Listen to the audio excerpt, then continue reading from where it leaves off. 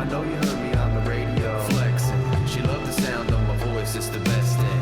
Daydreaming of the jazz all day. Pick up the phone late night with Larry K. I know you heard me on the radio. Flexing. She loved the sound of my voice, it's the best thing.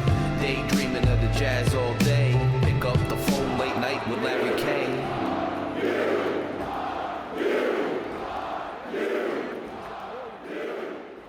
Scarlet Nation Rutgers fans, who is this face you see on your screen?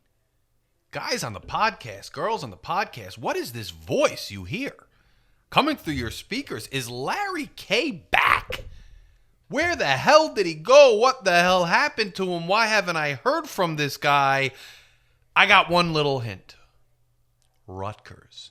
Rutgers happened to this guy, man. I was at the Iowa game. And I saw it.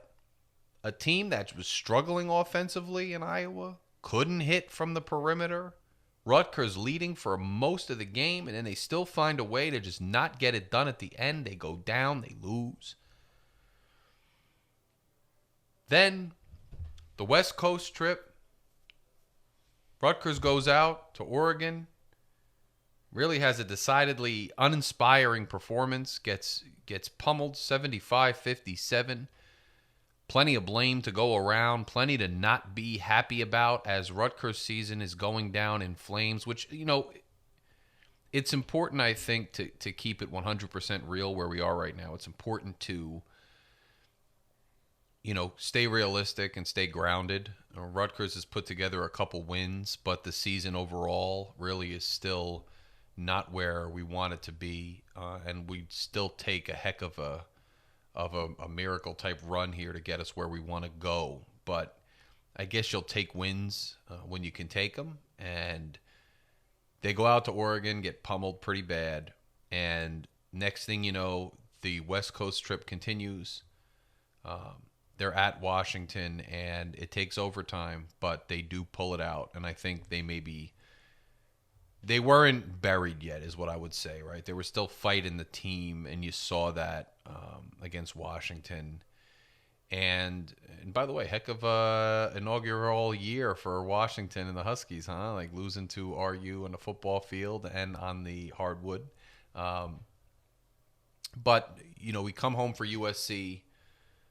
Good amount of chatter before the game, good amount of talk. Rutgers goes out there and offensively has a really nice game, puts it together, and gets away with a decisive win, 95-85. And, you know, a lot of people out there, spirits are up. And I'm not saying that my spirits are not up. I'm just saying that, you know, given where this team was and where it is, you know, I'm not going to start jumping for joy over a couple wins, although it's nice to see 2 wins in a row. And I think what's most probably important right now is if you look at the Big Ten standings, Rutgers several spots above the bottom 3 teams, notably a game up, really a game and a half up on Northwestern and Minnesota, and 2 up on Penn State and several up on Washington, especially, you know, they won the game too. So that goes a long way. And so you have Rutgers in a place where it's not over yet, but they can feel much more confident about, you know, at least getting a seat at the table as far as the Big Ten tournament. Now, they're not going to be seated excellently in the Big Ten tournament. It still could happen. I mean, they put together a bunch of wins when Dylan Harper's playing at the level that we've seen him play. Anything's possible. If Ace can turn it back on, anything's possible. But I think we've seen with this team that they're never going to be consistently good on defense. They're never going to be consistently game to game, you know, able to rely on a certain cast of characters outside of the top players. And so, you know, I think it's a little bit, would be naive to think that all of a sudden this whole thing's going to turn around and all of a sudden, you know, we're going to wind up, a new team overnight. That being said, you could be in a game with anybody when these guys are playing well. Michigan, you know, number 15 in the country right now, sitting atop the Big Ten standings, not all the way atop, but close, 13-3, overall 21-6 record. and right there with Michigan State, and right up on Wisconsin as one of the better teams in the Big Ten. Rutgers played them tough last outing at home, only lost by a few points. Michigan favored, obviously at home for this game, and I think win probability gives Rutgers a 16% chance of winning. So, I wouldn't get too excited quite yet, but the Michigan game is coming up, and it's another barometer, right? This is one of the better teams in the Big Ten. Were these last two games flukes in some way? This team was beyond the point. I thought, and I know people disagreed with me, it was beyond the point all the way back in Vegas as to the point of moral victories and hanging in there, and it's certainly past that point now. I mean, if you're going to make any kind of crazy run or do anything of immense significance, you have to do it every single game right now. And so, being competitive against Michigan again on the road, we got to see it at the Big Ten tournament. And so, not that we do yet 100%, but we're close to having that seat at the Big Ten tournament. So yes, you can argue that, what does it matter, win or lose, just show spirit, because it's all going to depend on trying to have some miracle run in the Big Ten tournament. On the other hand, it's like, hey, you got to just start that miracle run right now, because you're in so deep a hole that you're not even close to being in the conversation. I sound like Chris Ash saying that. You're only in the hunt way in the back of the line. You're in the hunt, and that's all you are. But you got to start winning now. So do I think it happens? I don't predict it on the road against Michigan, but we'll see what happens. Against USC, our field goal percentage was pretty good. One of the better ones all season at 55.6%. 9 for 20 on from three, 45%. Close with USC on that. Free throws, again, a huge story, and that continues to be a huge story with home teams in the Big Ten, and that's something that probably you're not going to get on the road against Michigan. We got to the line 28 times, hit 26 out of 28, maybe our best free shooting. What I just said. Free throw shooting game of the year at 92.9%. Out-rebounded on the offensive glass, 19-10. Slight edge on the defensive glass. Total rebounds, out-rebounded considerably, 35-27. Did have 8 blocks, USC only 2. 10 steals, USC 8. 13 for us, 16 for them as far as turnovers. And so, look, we got to the line. We shot fairly well. Our offensive efficiency was good, and that's what led us to the victory. That happens at home with Rutgers. You feed off the crowd. You start getting on a roll, especially the way this team is structured, the personnel on this team.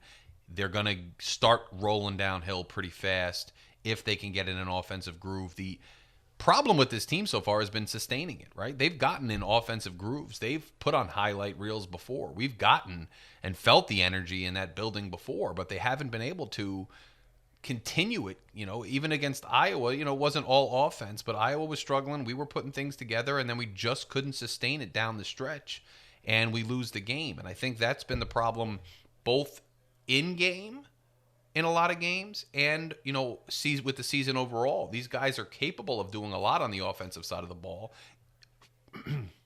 yet they tend not to be able to sustain it. And I think, we've fluctuated all year, right? We've fluctuated with Pike in terms of, are we going to try to sacrifice some of that offensive output because it's so inconsistent and get a defensive group out there to give us the effort on the defensive side of the ball, try to turn that into offensive output on the other side of the court, and get back somewhat to our identity. And I don't think, to be honest, that this coaching staff has really found the answer to any of that just yet. It's been a mixed bag, right? You put the offensive guys out there who you think are going to do great on the offensive side of the ball, and they're inconsistent sometimes. So you say, well, you're not playing defense, and you're not necessarily reliable for a shot. Let me put the defense out there, but then the offensive output is so bad, and the defensive guys aren't necessarily at the caliber that a lot of previous Rutgers teams have been. So you're kind of in this catch-22, and I don't think it gets figured out by the end of the year. I think you either Rely on this relentless effort and offensive firepower of your two-star players and other guys who have shown that they could bring it at least certain games, and you hope you catch lightning in a bottle, or that's it. I mean, I think that's where we are. Harper with another great game, 25 points, Ace with 14. Ace only 3 rebounds. Usually I like when he's closer up to near 10. It bodes better for the team. Didn't matter. They won. Acuff stepping up. Somerville stepping up. 10 points apiece. Jermichael Davis, 13 points. Bryce Dortch now finally getting on the scoreboard with 9. Another quiet game from Jordan. And Jordan went off at MSG, so you can't... Again, it's just inconsistency.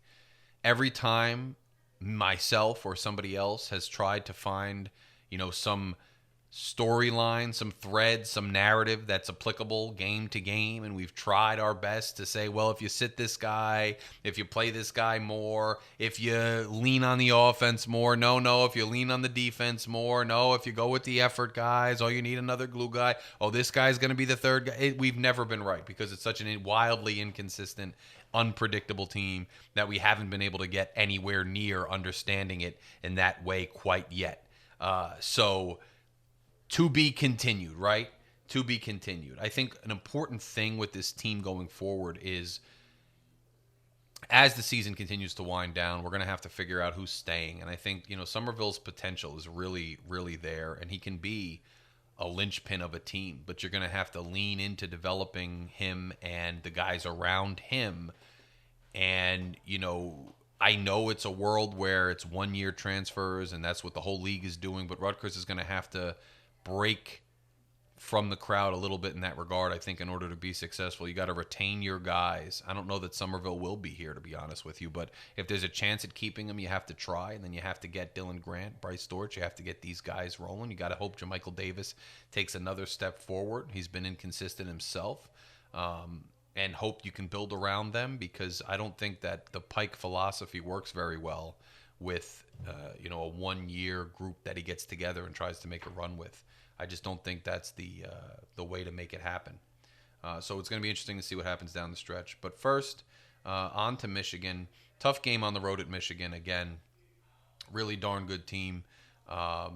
Spread the ball around. A lot of decent guys who can make plays. You got Wolf. You got other guys on that team that make plays on a consistent basis, and it's difficult to go at them.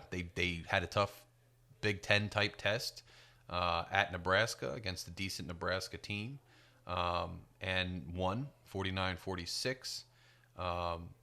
So again, Wolf with 10, Donaldson 11, Gale Jr. 12. They spread it around. They do what they have to do. They're ranked high for a reason. It's not going to be easy for the Scarlet Knights. And then beyond Michigan,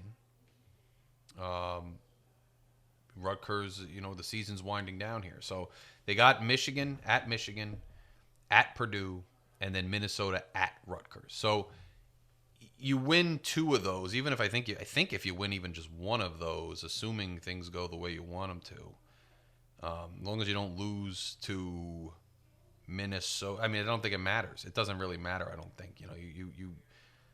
You lose to Michigan if you beat Purdue and Minnesota, or even if you lose to Michigan and Purdue. Check my math. I'm just going off the top of my head. The other teams win out. You got to be not in the bottom 3. And I think, with their up a game and a half on 2 of them and up several games on the last place team, beat Minnesota basically at home. Beat Minnesota at home. I think chances are you're in no matter what, but it would be nice to try to get one of these other 2 wins. But they're not easy. On the road at number 15 Michigan, on the road at number 20 Purdue, and then you come home for Minnesota. If you want a barometer, go out and win all 3 of those games. Now you have some serious momentum going into the Big Ten tournament. Not that that's I think the only hope this team has at this juncture is the momentum going into the Big Ten tournament. They got to win the Big Ten tournament. You win the Big Ten tournament, obviously you get a fresh slate, and this outlook on the season is completely different. Am I thinking that they're going to win the Big Ten tournament? No. Do I think they're going to win these last 3 games? No. I hope I'm wrong. I hope I eat crow. So feel free to come trash Larry and go crazy if they win the last 3 games and then win the Big Ten tournament. I will be jumping for absolute joy. There's no question that this team has serious talent that if all things fall in the right place, they can hang with any team in the country just based on raw talent alone. But the issue, and you just saw Rick Pitino say the other day, he's not really even interested in high-end freshman recruits because you can't win with freshmen. You can't win with high school players in a league that's dominated by people in their mid-20s. And so even though theoretically with the potential of our two-star players and some of the potential we've seen with the team at different games, at different times, in different situations, pertaining to different matchups, we could hang with anybody. I think that there's just not enough consistency on this team to really hang deep into a Big Ten tournament or elsewhere. But I'm rooting for them. I mean, I'm a Rutgers fan, and I'm rooting for them to do it. But the way the schedule broke down, you had your chances a little earlier in the Big Ten schedule. I think you obviously have Minnesota the last game of the year, but you got to go on the road to Michigan, you go on the road to Purdue, and that's a tough test. So I think at this point, Rutgers fans should be getting excited for the Big Ten tournament and giving us some hope, kind of like a wild card team in the NFL who sneaks in. You never know what can happen. Obviously, a little bit of a tougher road, in my opinion. A few more games and more variables here than sometimes in the NFL. But, Rutgers has put themselves at least in a position to not be sitting out of the Big Ten tournament, most likely. And not sitting out of the Big Ten tournament is, I guess, the very extremely bare minimum this team can do. I think once the season's over and we're done riding the lightning, of the last few wins, there'll be a lot to pick apart, a lot to discuss, a lot to kind of digest, and a lot as far as discussion in terms of where we go from here. But in the meantime, they won the last two games. Their star player was pretty damn good again, and their offense looked good. Can you take that show on the road? They've had trouble doing it in the entire Peichel era, and they've had trouble doing it this season. We'll see. But you can't start discussing, other scenarios until they lose a game. So let's hope they go out to Michigan and do what they can do. I think the more likely scenario, they sneak into the Big Ten tournament limping. The most we could hope for is a fun run in the Big Ten tournament before we say goodbye to this iteration of the Scarlet Knights. I don't know, I don't know what other opportunities might be there. We'll discuss that when the time comes. And I know I'm a little discombobulated. There's so much going on in Larry K's world. There's so much going on everywhere that it's tough to hone in and have a good discipline of everything I'm talking about. But, I try my best. And I'll be honest with you, Rutgers hit me pretty bad this basketball season. It really knocked me out of my usual interest in everything just a bit. And it's been difficult to regroup and get back at it. But the reason I'm here, the reason I still fired up the mic and I'm going to be here, I'm going to do a recap tomorrow. And the reason I'm on here discussing our current state of the season is just for you guys. You've been excellent subscribing to the channel, giving me love and being there to support it and being part of the Rutgers family, along with all the other content creators that even if I'm not on here doing a video or posting, I'm listening to these guys. I'm listening to the Night Report. I'm listening to Mike and Richie and Alec, and I'm listening to Aaron and all these guys. So, I'm still here. I'm still breathing, just like the basketball team is pulling off some victories. We still have a heck of a lot to talk about in football and basketball. We are going to do it. So appreciate you continuing to tune in. Appreciate you continuing to listen. Appreciate you counting my perspective and your many Rutgers and sports perspectives. And I hope everybody as well. If you haven't done so on the way out, please click the subscribe button. We are so darn close to 900. We are getting to 1,000 after the 900. So I greatly appreciate it. And to the guys on the podcast, welcome back. Sorry it's been a little bit on the audio podcast, but this is available as an audio podcast on every major platform. So tune in there as well. Let's go out to Michigan and surprise everybody. Go Knights.